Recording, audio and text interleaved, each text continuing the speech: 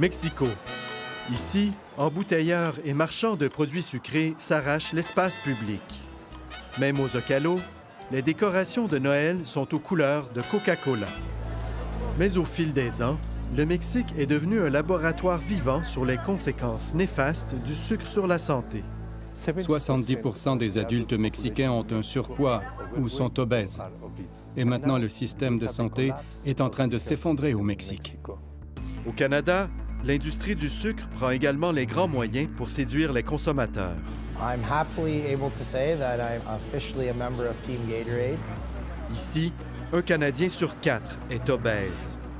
Au lieu de se questionner pourquoi Santé Canada n'intervient pas de façon plus musclée sur le sucre, compte tenu qu'on sait les dommages que ça fait. La bataille du sucre, une guerre à finir entre les gouvernements et l'industrie. Le lobby du sucre, c'est un lobby qui est très, très, très puissant, hein? On parle de milliards de dollars.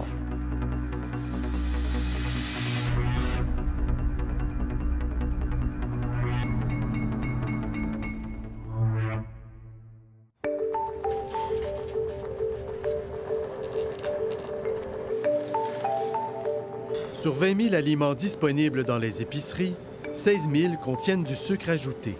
Le problème avec le sucre, c'est maintenant qu'il se retrouve dans pratiquement tous nos aliments transformés à l'épicerie. Même les aliments qu'on soupçonne de moins, comme le pain, les céréales, le yogourt, même les sauces à spaghetti qui se disent santé. Les sucres ajoutés sont problématiques. L'Organisation mondiale de la santé, la Fondation canadienne des maladies du cœur, diverses organisations médicales le disent. C'est un domaine mûr pour une cure d'amaigrissement. Pour l'Organisation mondiale de la santé, l'idéal est de ne pas dépasser 6 cuillères à thé par jour pour une femme et 9 pour un homme. Mais en réalité, du sucre, on en consomme trop, beaucoup trop. En une seule journée, on consomme facilement 3 fois plus de sucre ajouté que ce qui est recommandé. Ce que critique depuis des années Yoni Friedhoff, médecin et spécialiste en obésité. Des études suggèrent que le sucre puisse jouer un rôle dans l'apparition du diabète, de maladies cardiovasculaires, de maladies du foie. Et pour cause, le sucre raffiné s'est immiscé dans notre alimentation. Aux États-Unis, la consommation annuelle moyenne d'environ 2 kilos au début du 19e siècle atteint aujourd'hui plus de 40 kilos par habitant. Et nos corps ont grossi au même rythme que notre consommation de sucre. La quantité de sucre ajouté qu'on a malheureusement développée dans notre consommation a dépassé une limite que le corps n'est plus capable de compenser par d'autres mécanismes naturels, d'où l'apparition de tous ces effets-là néfastes sur la santé. Sans compter le coût astronomique en soins de santé associé à l'obésité. 7 milliards de dollars par année au Canada seulement. Julie Saint-Pierre est pédiatre et expert conseil à l'American Heart Association. Tous les jours dans sa clinique, elle constate les ravages causés par le sucre. Nos épidémiologistes soutiennent de façon très sérieuse que plusieurs de ces maladies-là associées à l'obésité vont créer non seulement des conséquences économiques importantes en termes de soins de santé, mais vont malheureusement contribuer au déclin de l'espérance de vie chez nos jeunes. Si la tendance se maintient, nos enfants pourraient avoir une espérance de vie plus courte que la nôtre. Au Canada, les jeunes de 9 à 18 ans consomment en moyenne un demi-litre de boissons sucrées par jour. Corinne Voyer, Coalition québécoise sur la problématique du poids. On sait que la seule consommation quotidienne d'une boisson sucrée va augmenter de 60 le risque pour un enfant de devenir obèse. Le sucre liquide a un effet très néfaste sur la santé, bien documenté. Ça rentre tellement vite dans l'organisme que c'est le foie qui métabolise ce sucre-là et ça crée un foie gras et d'autres organes gras. 184 000. C'est le nombre de décès attribuables chaque année à la consommation excessive de boissons sucrées dans le monde.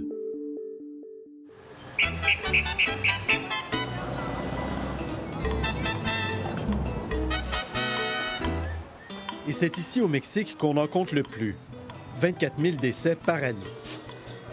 Bien malgré lui, le Mexique est devenu un laboratoire vivant sur les conséquences néfastes du sucre sur la santé.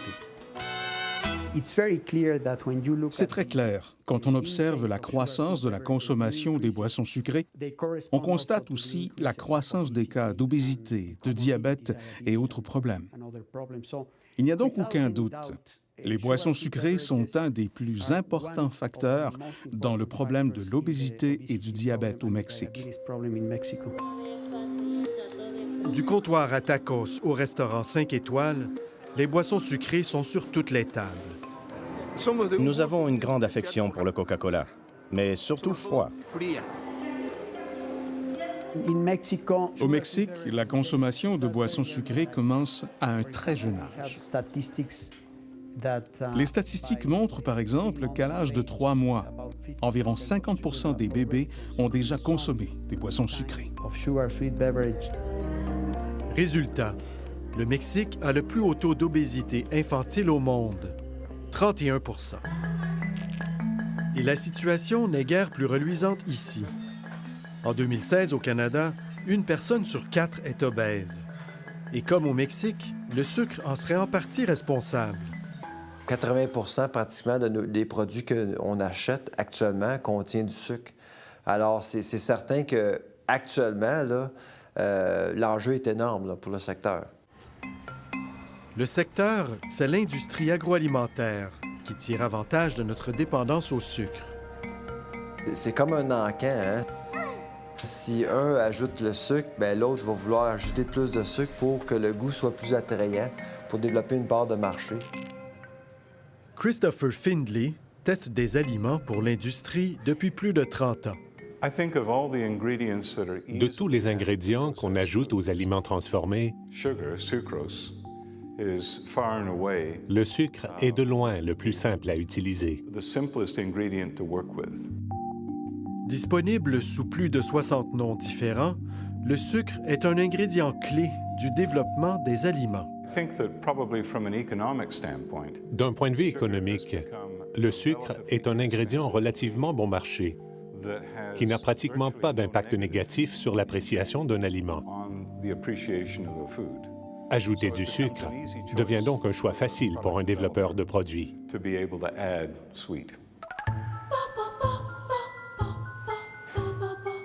Dans les laboratoires de CompuSense, des consommateurs sont payés pour goûter. L'objectif? Trouver la combinaison d'ingrédients qui permet d'atteindre ce que l'industrie appelle le point d'extase, le bliss point. Le point d'extase est un niveau idéal d'ingrédients qui maximise le plaisir du consommateur et incite en lui une réaction positive. Et le sucre, avouons-le, est le plaisir coupable de la majorité d'entre nous. Le goût du sucre est programmé. Il ne laisse place à aucune ambiguïté. Mettez quelque chose de sucré sur la langue d'un bébé, il sourit. Mettez-y quelque chose d'amer, il grimace. Nous sommes programmés pour répondre positivement au sucré. Que ce soit pour rendre une sauce plus onctueuse ou un craquelin plus croquant, le sucre est encore l'ingrédient de choix. Il est très difficile de trouver un produit qui ne contienne pas de sucre, parce que même en quantité imperceptible au goût, le sucre a d'autres fonctions. Il ajoute du corps aux aliments. En prenant de plus en plus de place dans l'industrie de la transformation des aliments, le sucre est devenu un ingrédient qui vaut son pesant d'or.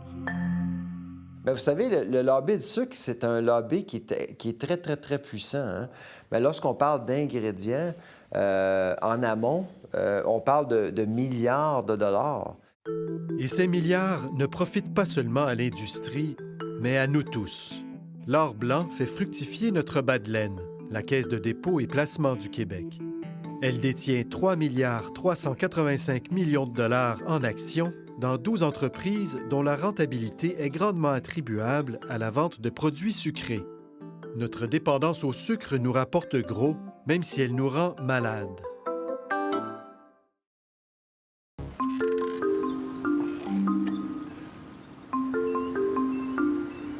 Combattre l'épidémie d'obésité au Mexique est un défi de taille.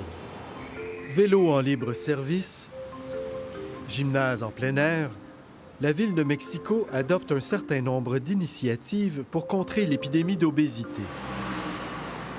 Cet appareil, pour stimuler l'activité physique, récompense son utilisateur d'un podomètre. Gracieuseté de la boisson sucrée Powerade. Le puissant embouteilleur n'est jamais loin. Le premier président à venir de l'opposition était Vicente Fox, mais avant, Vicente Fox était président de Coke au Mexique. Alejandro Calvillo Una, défenseur des droits des consommateurs. Nous savons que 70% des sucres ajoutés consommés par les Mexicains viennent de boissons sucrées, viennent de boissons contenant du sucre ajouté. La première chose à faire est donc de faire baisser la consommation de ce type de boisson. En janvier 2014, le gouvernement mexicain adopte une mesure agressive sous forme de taxe nationale. 10 % sur les boissons sucrées et 8 % sur la malbouffe, comme les croustilles, les biscuits, les bonbons et la crème glacée. La taxe est très importante parce qu'elle est le seul moyen de commencer à changer des comportements ancrés dans la population.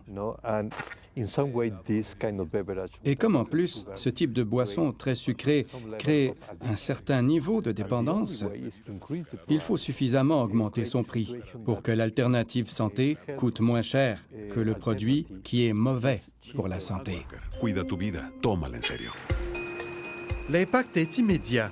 Les ventes de boissons sucrées baissent de 12 % en un an, 17 % chez les classes défavorisées.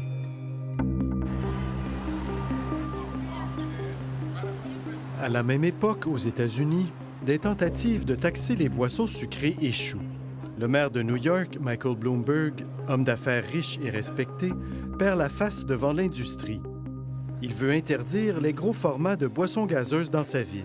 Are you kidding me? Contestée par un front commun des commerces visés, la réglementation est invalidée par la Cour de l'État de New York 2 jours avant son entrée en vigueur. Plus d'une trentaine de municipalités américaines ont tenté de taxer les boissons gazeuses. La plupart des initiatives ont été contestées avec succès devant les tribunaux.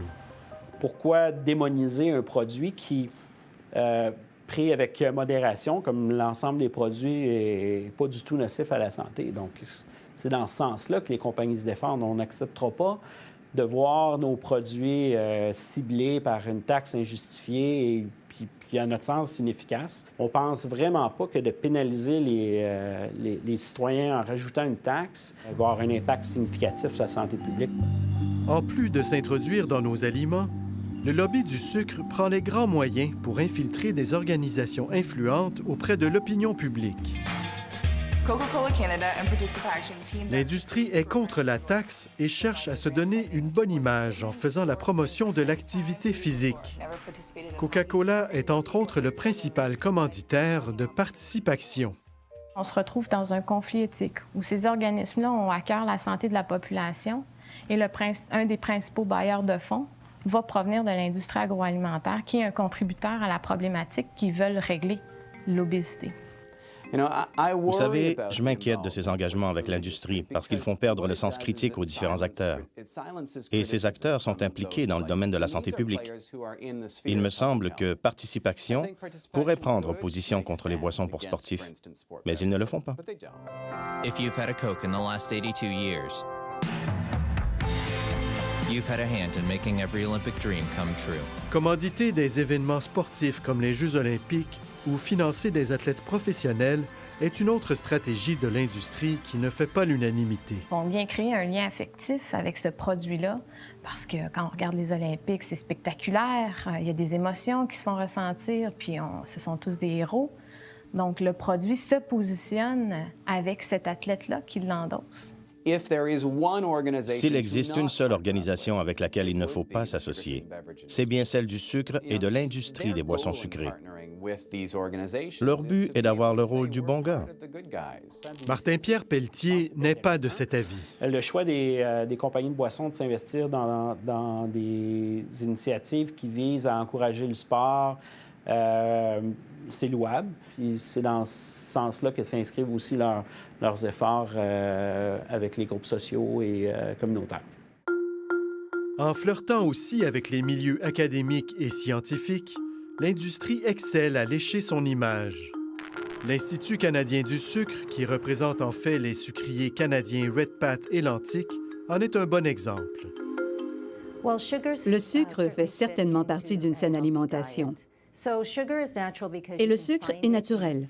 On le retrouve dans les fruits et les légumes, dans les produits laitiers et aussi dans la betterave à sucre et la canne à sucre, d'où provient notre sucre de table. The Canadian Sugar Institute is proud to present this Science of Food video. Sur leur site Internet, on retrouve un jeu questionnaire et même une vidéo destinée aux jeunes qui affirme que le sucre est naturel et donc inoffensif. What food is made through photosynthesis?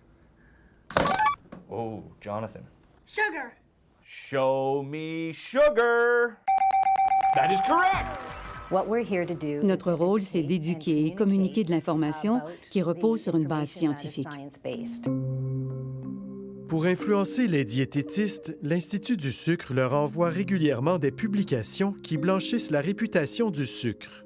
Si la nutritionniste ne s'informe pas de la source officielle, ça apparaît un document crédible. Donc, c'est de la publicité scientifique qui est envoyée directement à un public cible qui sont les nutritionnistes pour probablement espérer voir ces effets-là sur le terrain.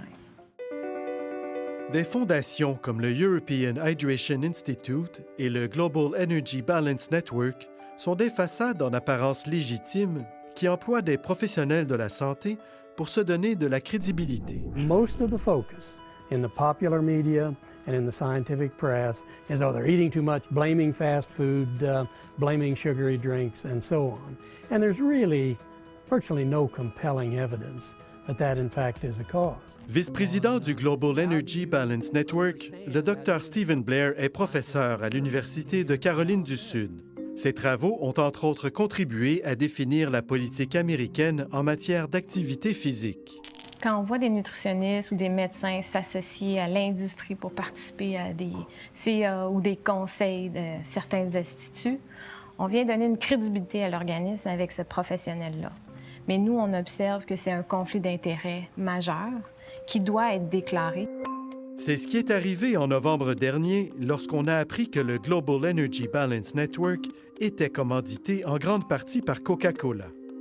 À l'automne 2015, Coca-Cola est finalement contraint de faire la lumière sur les liens financiers qui la lient à d'innombrables études scientifiques et à des professionnels de la santé en publiant une liste de tous les bénéficiaires de son financement. À défaut de nous accorder une entrevue, Coca-Cola Canada nous envoie une déclaration.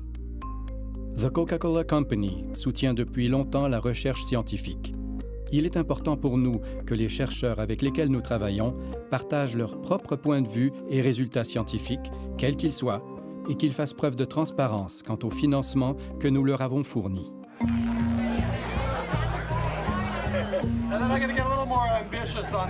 Ici au Canada, c'est du bout des lèvres que le nouveau gouvernement de Justin Trudeau se dit intéressé à taxer les boissons sucrées. Au Mexique, pourtant, les résultats sont si encourageants qu'on parle même de l'augmenter de 10 à 20 %. Nous croyons que 20 serait un bien meilleur niveau pour réduire la consommation et ainsi faire une réelle différence. On n'a encore rien fait de tout ça au Canada. On n'a fait aucun de ces changements législatifs favorables. Et ce qu'on voit, c'est que le fardeau de la maladie continue de croître. Et ce n'est pas à la veille de changer. Pourquoi ça changerait?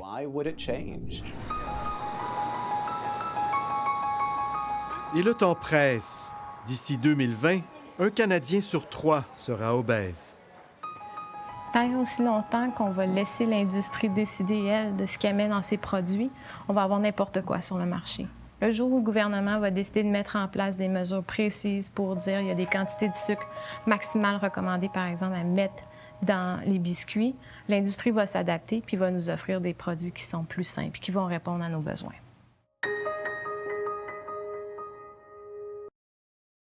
Christopher Findlay teste des aliments pour l'industrie depuis plus de 30 ans. De tous les ingrédients qu'on ajoute aux aliments transformés, le sucre est de loin le plus simple à utiliser. Disponible sous plus de 60 noms différents, le sucre est un ingrédient clé du développement des aliments.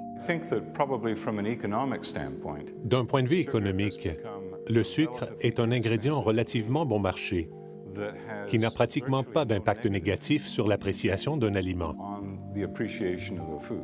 Ajouter du sucre devient donc un choix facile pour un développeur de produits.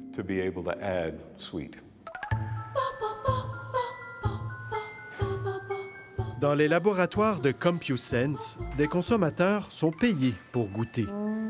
L'objectif? Trouver la combinaison d'ingrédients qui permet d'atteindre ce que l'industrie appelle le point d'extase, le bliss point. Le point d'extase est un niveau idéal d'ingrédients qui maximise le plaisir du consommateur et incite en lui une réaction positive. Et le sucre, avouons-le, est le plaisir coupable de la majorité d'entre nous. Le goût du sucre est programmé. Il ne laisse place à aucune ambiguïté. Mettez quelque chose de sucré sur la langue d'un bébé, il sourit.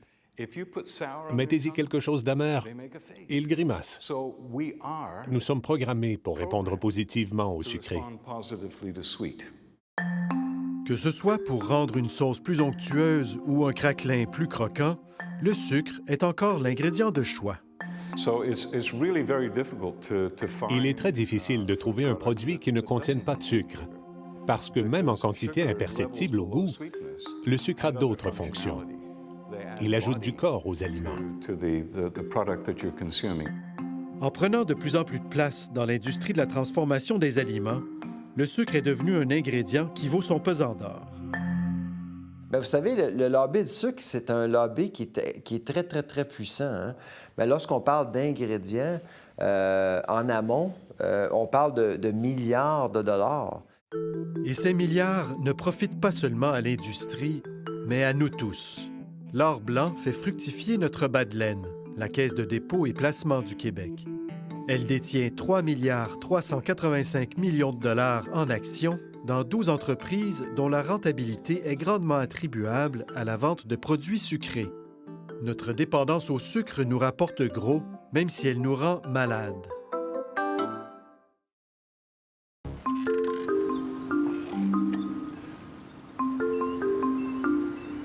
Combattre l'épidémie d'obésité au Mexique est un défi de taille.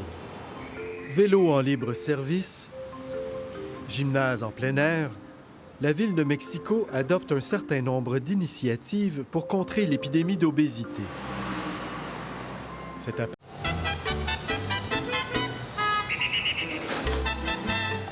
Mexico. Ici, embouteilleurs et marchands de produits sucrés s'arrachent l'espace public. Même au Zocalo, les décorations de Noël sont aux couleurs de Coca-Cola. Mais au fil des ans, le Mexique est devenu un laboratoire vivant sur les conséquences néfastes du sucre sur la santé. 70% des adultes mexicains ont un surpoids ou sont obèses. Et maintenant, le système de santé est en train de s'effondrer au Mexique. Au Canada, l'industrie du sucre prend également les grands moyens pour séduire les consommateurs. I'm happily able to say that I'm officially a member of Team Gatorade. Ici, un Canadien sur 4 est obèse. Au lieu de se questionner pourquoi Santé Canada n'intervient pas de façon plus musclée sur le sucre, compte tenu qu'on sait les dommages que ça fait. La bataille du sucre, une guerre à finir entre les gouvernements et l'industrie. Le lobby du sucre, c'est un lobby qui est très, très, très puissant. Hein? On parle de milliards de dollars.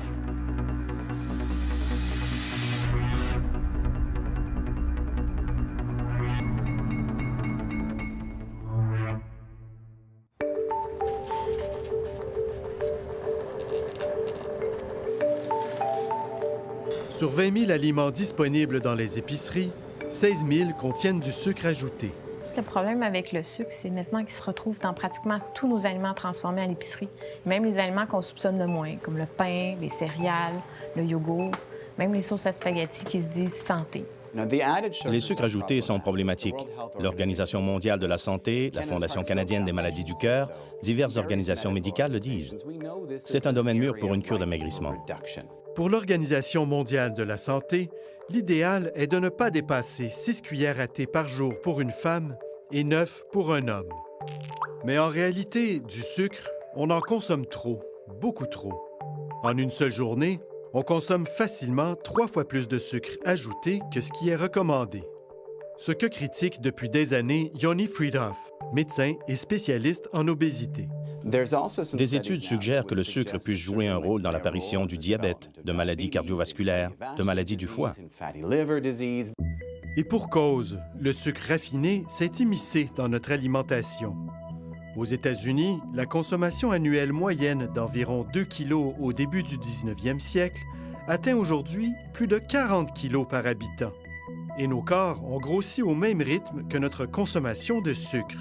La quantité de sucre ajouté qu'on a malheureusement développée dans notre consommation a dépassé une limite que le corps n'est plus capable de compenser par d'autres mécanismes naturels, d'où l'apparition de tous ces effets-là néfastes sur la santé.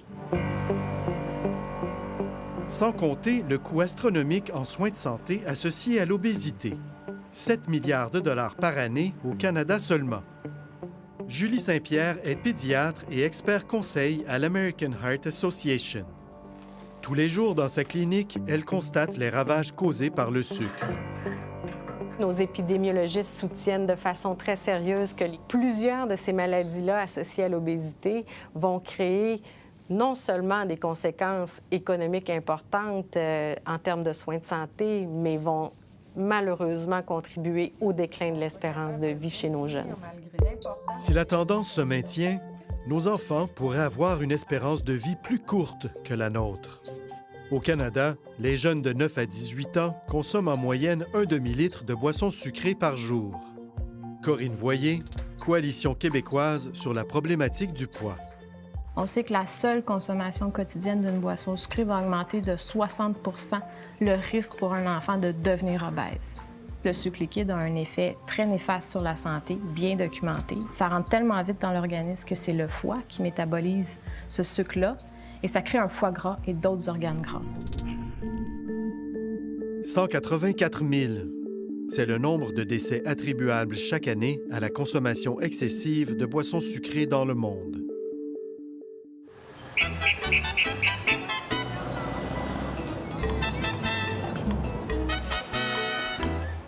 Et c'est ici au Mexique qu'on en compte le plus, 24 000 décès par année.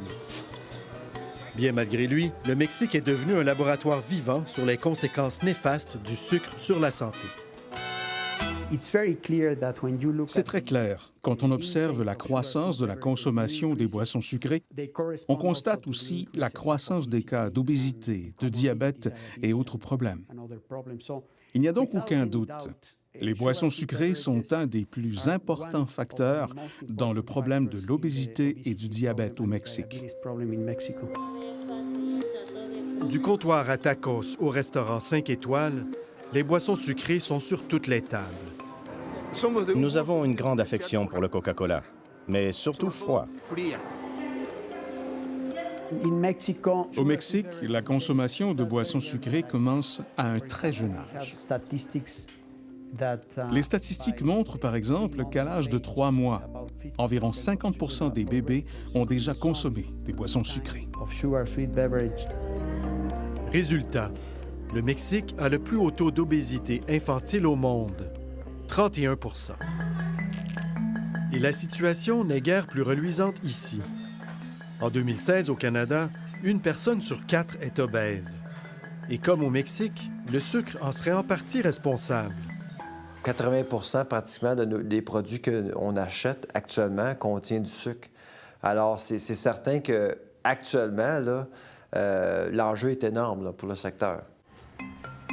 Le secteur, c'est l'industrie agroalimentaire qui tire avantage de notre dépendance au sucre. C'est comme un encan, hein? Si un ajoute le sucre, bien, l'autre va vouloir ajouter plus de sucre pour que le goût soit plus attrayant, pour développer une part de marché. L'appareil, pour stimuler l'activité physique, récompense son utilisateur d'un podomètre. Gracieuseté de la boisson sucrée Powerade. Le puissant embouteilleur n'est jamais loin. Le premier président à venir de l'opposition était Vicente Fox, mais avant, Vicente Fox était président de Coke au Mexique. Alejandro Calvillo Una, défenseur des droits des consommateurs. Nous savons que 70% des sucres ajoutés consommés par les Mexicains viennent de boissons sucrées, viennent de boissons contenant du sucre ajouté. La première chose à faire est donc de faire baisser la consommation de ce type de boisson. En janvier 2014, le gouvernement mexicain adopte une mesure agressive sous forme de taxe nationale. 10 % sur les boissons sucrées et 8 % sur la malbouffe, comme les croustilles, les biscuits, les bonbons et la crème glacée. La taxe est très importante parce qu'elle est le seul moyen de commencer à changer des comportements ancrés dans la population.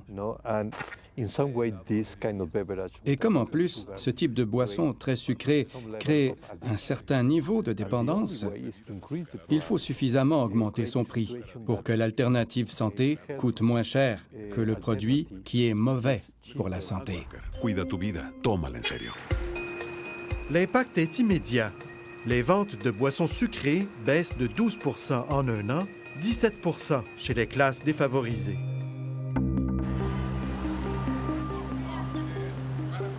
À la même époque, aux États-Unis, des tentatives de taxer les boissons sucrées échouent. Le maire de New York, Michael Bloomberg, homme d'affaires riche et respecté, perd la face devant l'industrie.